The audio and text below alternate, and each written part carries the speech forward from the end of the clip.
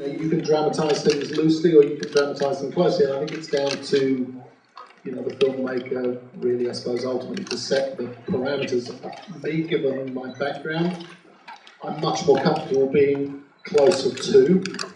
It's just an instinct, I think. But that said, if you take this case in point, these events unfolded over 4 or 5 days, and you've got the challenge of compression. Actually, that was the central challenge that we faced: how to compress these events and stay true to the fundamentals.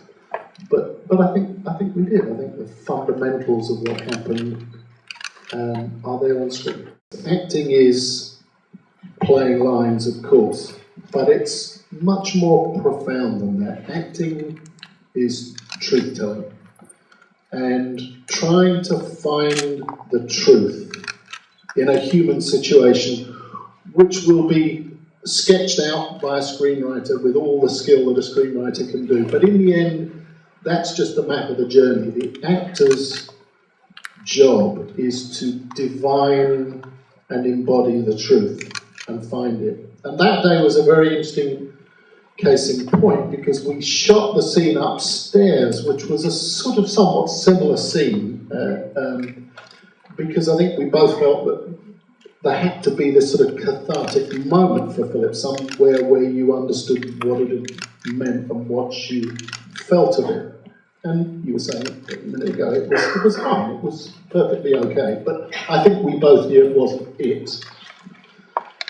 When we went down to the infirmary and we tried that first go, and it all Barry got in the wrong place. You're sort of trying to do it all in a rush and it doesn't quite work, but you could feel something. I remember we went outside and I said, "Did you feel something there?" And you said, yeah, I did. He said, it's just everybody's being nice to me after 16 weeks of people putting guns in my face.